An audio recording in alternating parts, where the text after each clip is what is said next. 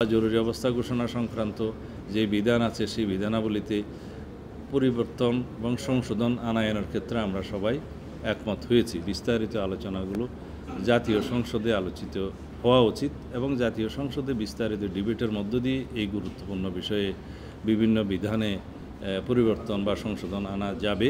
মৌলিক অধিকার, মানবাধিকার এবং যে সমস্ত মামলা করার অধিকার বা মামলা অব্যাহত রাখার অধিকার, এগুলোর বিষয়ে হস্তক্ষেপ করা যাবে না, জরুরি আইন এখানে প্রযোজ্য হবে না।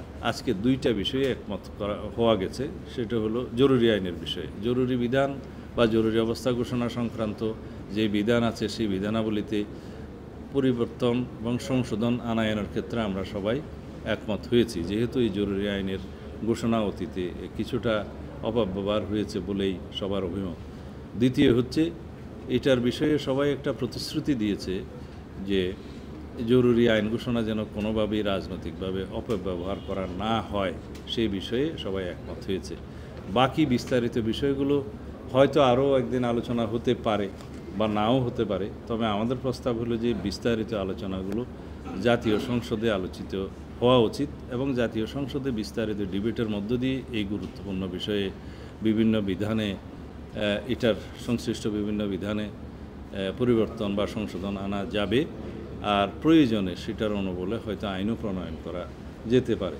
হ্যাঁ, জাতীয় ঐক্য কমিশনের পক্ষ থেকে প্রস্তাব যেগুলো এসছে তার মধ্যে একটা অংশে ছিল যে জরুরি অবস্থা জারি করা গেলেও সেখানে জনগণের মৌলিক অধিকার, বিভিন্ন মৌলিক অধিকার, বিভিন্ন মামলা করার অধিকার আর মামলা চালু থাকলে সেগুলো অব্যাহত রাখার অধিকার সহ আরও কিছু কিছু মানবাধিকারের ক্ষেত্রে এবং মৌলিক অধিকারের ক্ষেত্রে যাতে বিধিনিষেধ না আসে সেই একটা প্রস্তাব তারা করেছে। তার মানে জরুরি অবস্থা করা যাবে, কিন্তু এই সমস্ত মৌলিক অধিকার, মানবাধিকার এবং যে সমস্ত মামলা করার অধিকার বা মামলা অব্যাহত রাখার অধিকার, এগুলোর বিষয়ে হস্তক্ষেপ করা যাবে না, জরুরি আইন এখানে প্রযোজ্য হবে না।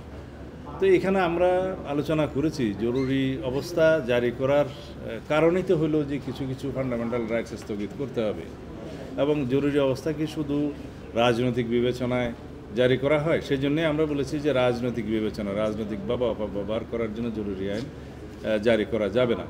জরুরি আইন জারি করতে হয়, বিভিন্ন দেশে বিভিন্ন রকম নজির আছে। যেমন কোথাও আর্থকোয়েক হলো, কোথাও বড় এই যে এটাকে কি বলে যেন মহামারী হলো, কোথাও এরকম একটা দুর্ভিক্ষ অবস্থা হলো, কোথাও স্বাস্থ্যগত কারণে, কোথাও এরকম প্রাকৃতিক বিপর্যয়ের কারণে, বিভিন্ন কারণে জরুরি অবস্থা সীমিতভাবে ওই অঞ্চলের জন্য করা যায়। এই প্রস্তাবও আমি দিয়েছি যে জরুরি অবস্থা যদি কোনো আঞ্চলিক এলাকার জন্য, আমি সীমানা উল্লেখ ওখানে করেছি, এখানে করতে চাই না।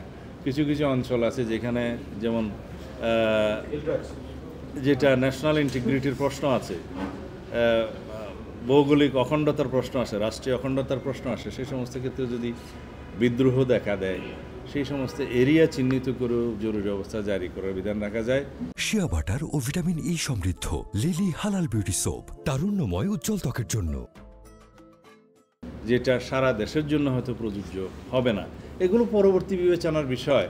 তবে যুদ্ধ পরিস্থিতি বা যুদ্ধ ঘোষণা করা, ওই সমস্ত পরিস্থিতিতে জরুরি অবস্থা ঘোষণা করার প্রয়োজন হলে করতে হয়। এগুলো অবশ্যই জাতীয়ভাবে আলোচনা ক্রমে, তখনকার নির্বাহী বিভাগের সাথে আলোচনা ক্রমে সেগুলো করা হয়। এগুলো বিস্তারিত আলোচনা। এই জন্যই বলেছি নীতিগতভাবে আমরা জরুরি আইন বা জরুরি অবস্থা ঘোষণার ক্ষেত্রে যে আইনগুলো, সেই বিধানগুলোতে প্রয়োজনীয় সংস্কার, প্রয়োজনীয় সংশোধনী আনা প্রয়োজন, এই ব্যাপারে একমত এবং এটা রাজনৈতিকভাবে অপব্যবহার করা যাবে না, এই ব্যাপারে একমত।